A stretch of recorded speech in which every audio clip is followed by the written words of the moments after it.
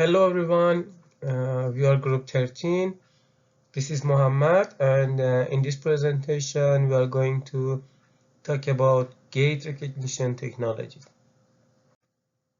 This is the agenda for our presentation. First, I'm going to introduce the gait technology, and after that its usage and impacts. After that, Avnit is going to go through advantages and disadvantages. Then Izo will discuss security and privacy issues in gait analysis. And in the end, Mohammed is going to cover future work and conclusion part. There are two main types of biometric identifiers based on physiological characteristic or behavioral characteristic. Physiological identifiers relate to the composition of the user being authenticated and include the following behavioral identifiers include the unique ways in which individuals act. In physiological biometric, people have less control over biometric authentication like face detection, fingerprint, iris, palm, etc. On the other hand, behavior is more controllable by people like signature, gait, typing pattern, and websites and social media engagement pattern. Some of these behavioral identifiers can be used to provide continuous authentication instead of a single authentication check. While it remains a newer method with lower reliability rating, it has the potential to grow alongside other improvement biometric technology.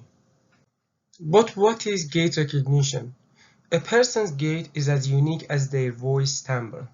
Using this knowledge, gait recognition technology was created based on machine learning algorithms.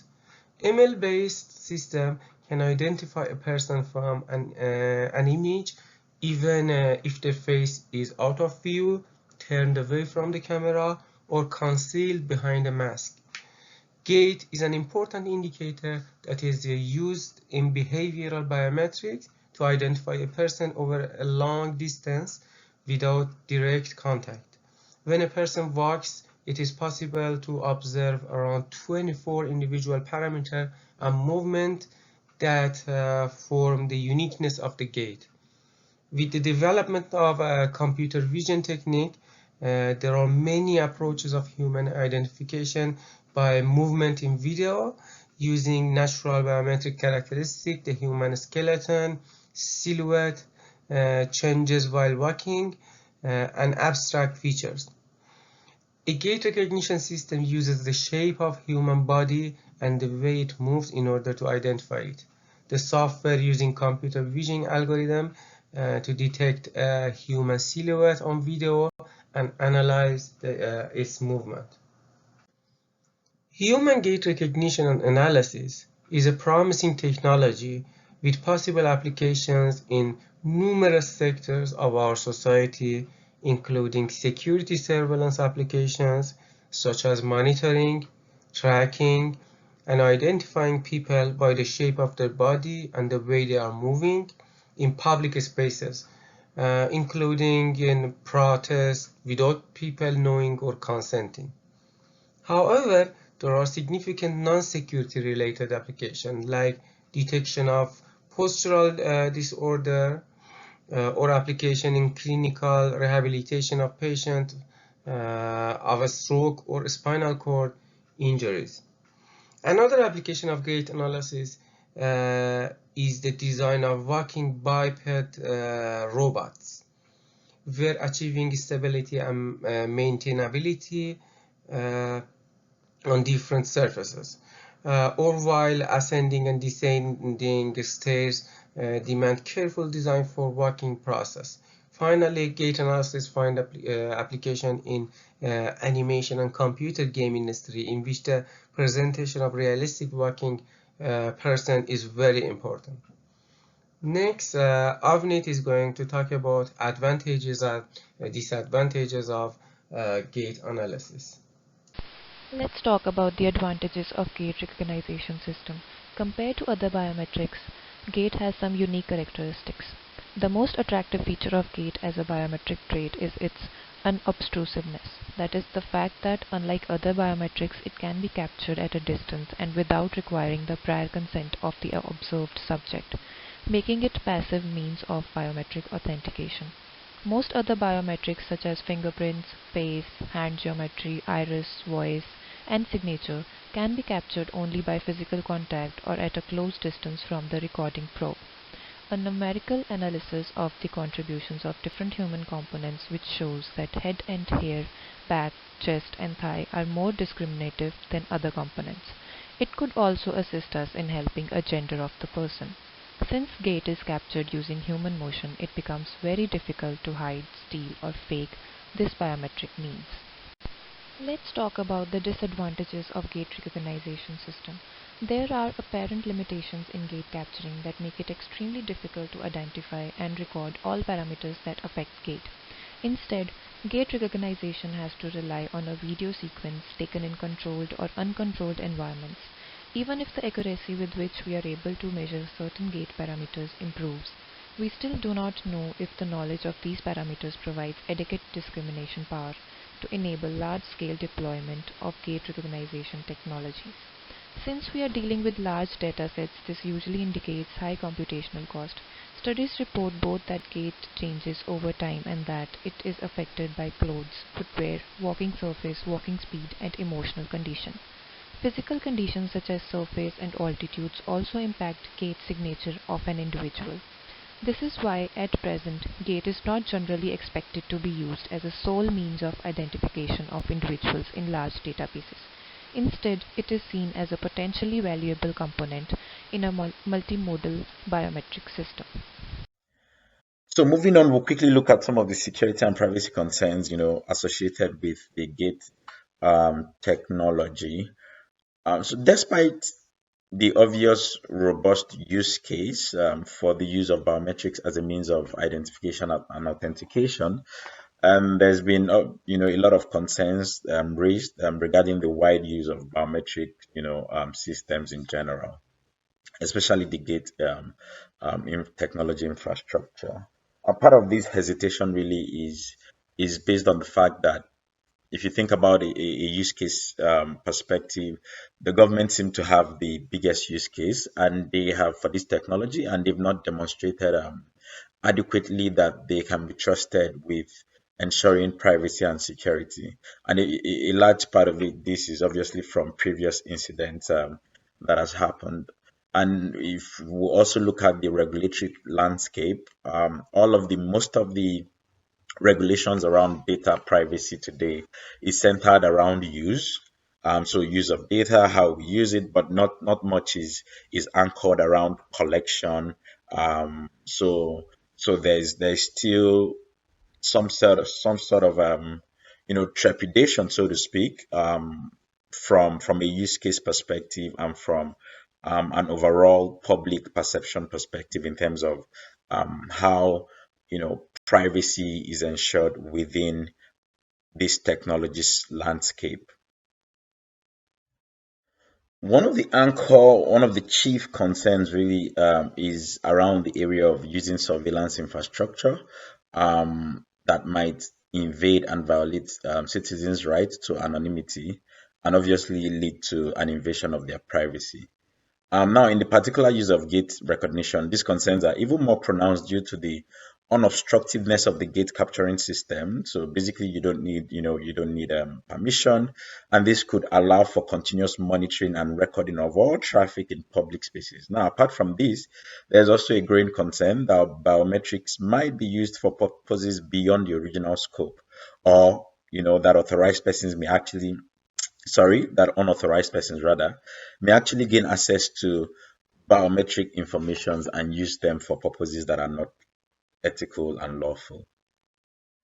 Another area of concern is factors affecting gait. As we're already aware, gait is highly influenced by many factors, both internal and external, and these factors tend to affect the overall, gait analysis.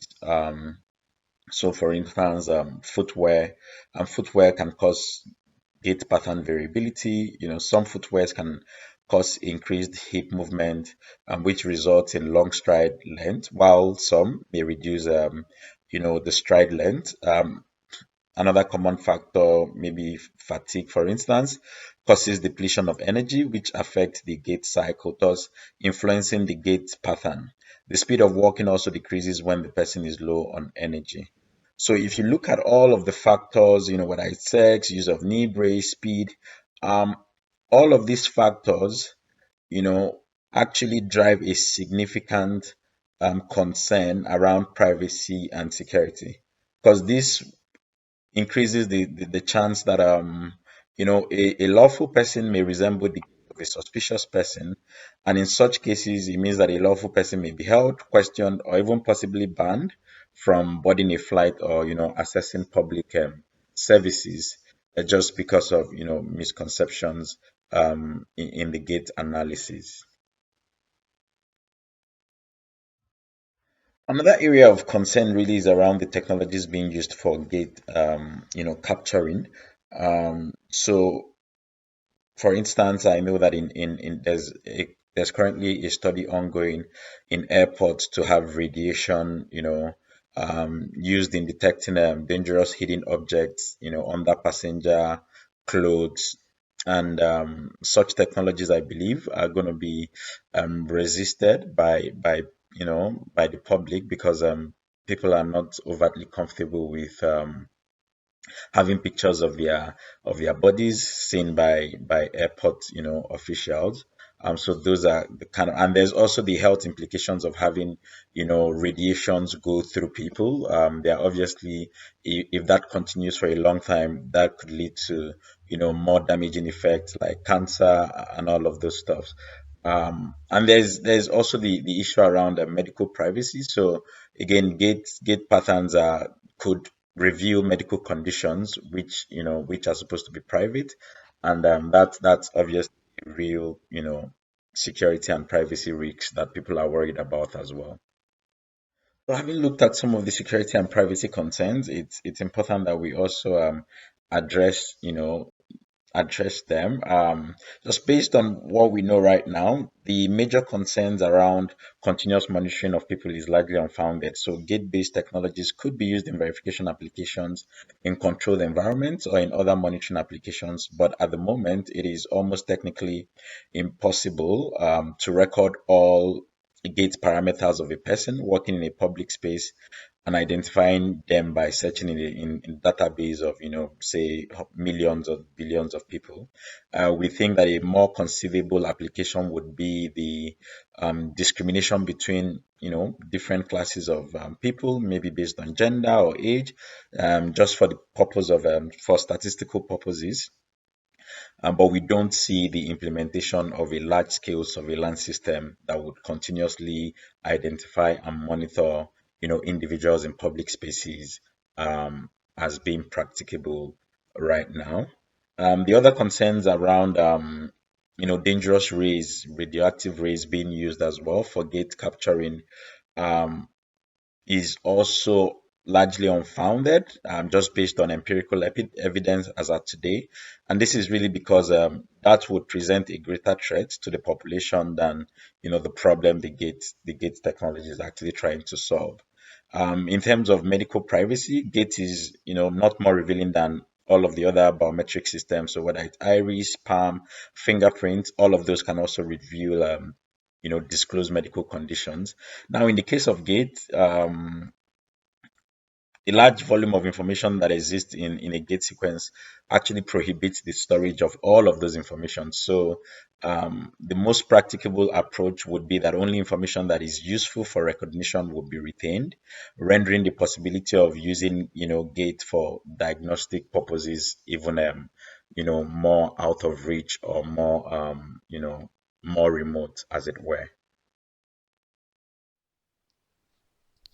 Thank you, Izo. I'm gonna continue with the future works. Gait recognition has come a long way and is constantly advancing, but there are still certain issues preventing confident results. The study of human gait, as well as its deployment as a biometric for identification purposes, It's currently an active research area and is still considered as a relatively less explored domain. As for the fusion of gait and other biometrics, gait analysis can further improve the security and authentication through combining with other biometrics such as voice, retina, and face recognition. For example, it has been shown that the authentication rate improves by combining the gait and face biometrics.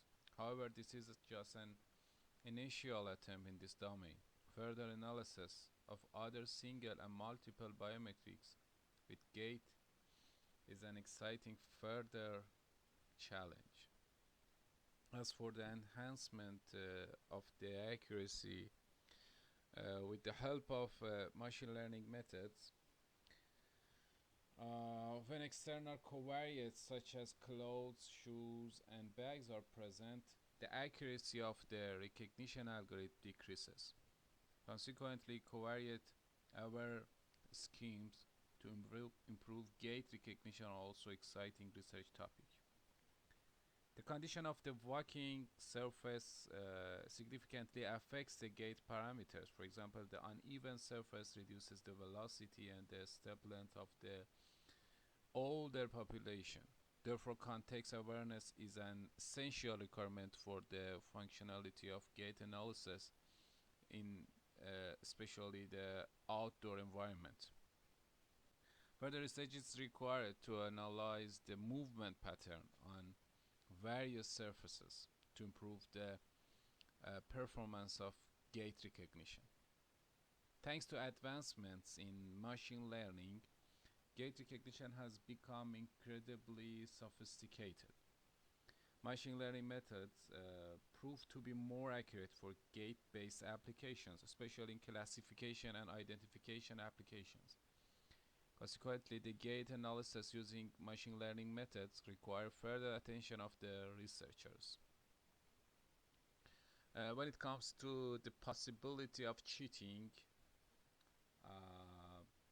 as long as the technology is still in its infancy, it is probably still possible to cheat, but it's not easy at all. The system copes successfully with someone tries to imitate the gait of another person. After all, each person's gait is unique, and they are not as easy to fake as it might seem. The other area that needs to be focused by the researchers is real-time processing. Gait recognition doesn't yet work in real time. It usually takes some minutes, depends on the system, to analyze the video. This part needs further research and improvement to diminish this time and ultimately make it possible to have a real-time processing. Conclusion. Although gait recognition is still a new biometric, it overcomes most of the limitation that other biometrics suffer from, such as face, fingerprints, and iris recognition, which can be uncertain in most situations where serious crime are involved. As I stated before, gait has many advantages, especially unobtrusive identification at a distance, which makes gait a very attractive biometric for real-time monitoring as well as for access control at sites of high risk. On the other hand, the technology requires no subject contact and is easily customizable for use in public places. In addition, the error rate of the new algorithm with the help of machine learning method is insignificant. This means that with proper development, such a system could be very promising in the near future. These are our references, and thank you for your time, and I hope you enjoy this presentation.